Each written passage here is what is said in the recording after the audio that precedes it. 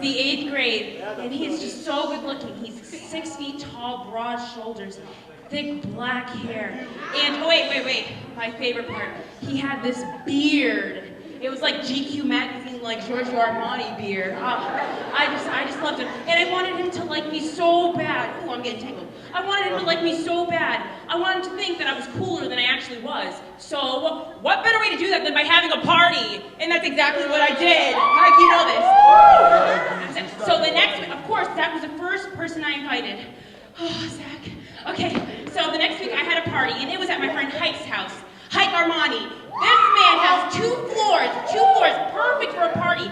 No furniture, it was perfect. Now, what could possibly go wrong? All right, me and my girls, Caroline, Jennifer, Emily, we had our little hooch skirts on, we had 6-inch heels, we had tight-ass tank tops, we were ready to party, and that party was popping. Oh, where's Jennifer? Jennifer, you know that party was popping, right? It was good. We had the reggaeton, dance hall music, bend over, bend over, bend over. It was good, right? It's 2 a.m. and Zach's still not there. Mind you, everything is going wrong now. Jennifer lost her phone.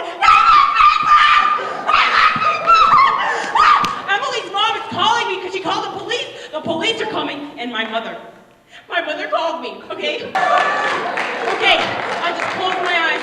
Okay, close my eyes. It's okay, it's gonna be okay. Then I hear Emily scream, "Beard!" I open my eyes, and it's Zach Hattie. I'm shaking, and he's coming, and my mom is screaming Spanish profanity at the phone. He's there, and he nears, and he comes closer, and he gives me a hug. I smell his breath, and it smelled like big red gum.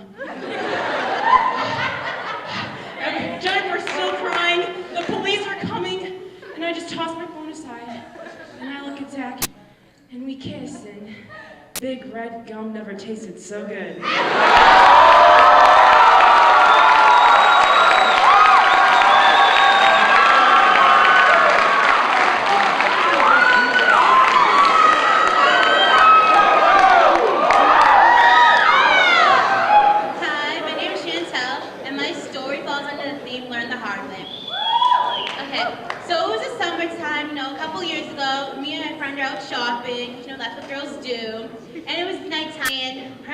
Pick us up, but never did. So she's like, "Oh, just come, mom's friend, he's a really nice guy, he'll come pick us up." I was like, okay, whatever. I was stupid.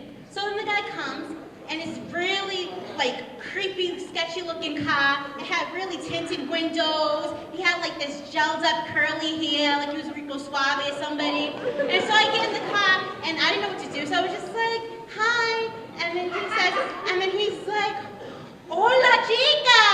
And I'm like, hi, like, he wouldn't speak English, so I didn't know what to do. So I was just in the car, and it was really awkward, and then she's talking to him, she's like, and I'm like, "I don't know what you're saying." And then he's, and I'm like, "Where are we going?" And I noticed that my house is in that direction, and the guy's driving in that direction. Mind you, it's pitch black nighttime, I'm like scared, and then so he takes us to go get food. And I'm like, whatever, I didn't care at this point, because I was like, he's gonna feed me, I don't really care where he takes me. We go, like we're driving back to Lynn, we're going near my house, and I notice he goes down this really sketchy looking street. And it's all pitch black dark, there's no street lights, no nothing. So he parks in the driveway. And then he turns off the car, he goes in his house. And then my friend's just sitting there, she's still eating. And then so I'm like, her phone keeps ringing, and she keeps ignoring it. And so I'm like, "Why does your phone keep ringing?" And she's like, "Oh yeah, he wants us to come inside, he wants to show me something." And so I exchanged a few words with her. I can't say because it's profanity, but I was really upset. So then, my mom's calling me because I'm supposed to be home. And at this point, I was like, I hope like he hurts me, I get a broken arm or something, because my mom is black. Like if I'm not home, like she's gonna kill me. So then, I ended up going into this, like his house. I'm like, okay, whatever. It's her friend, like he's cool, he knows her mom. And he didn't speak like not a bit of English, so I'm like, I'm so awkward here. So we go down, we go down to his basement, really sketchy, but then he has like a pool table, so he's like, "Oh, just like hang over here for a second." So then there's like this another creepy like dude like hanging around, and he's just like smiling at me.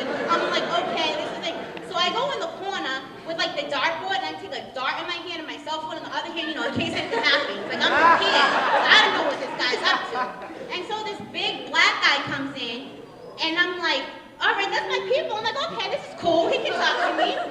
So then he ends up, I guess he's best friends with this guy, which I don't know how, because the black guy don't speak Spanish. The Spanish guy doesn't understand English, so I don't know how they're paired. But then the black guy just talks to him. He's like, oh, let's go. We have to go somewhere. So then the guy's like, okay. So he ends up taking me home afterwards, and that was my creepy basement experience.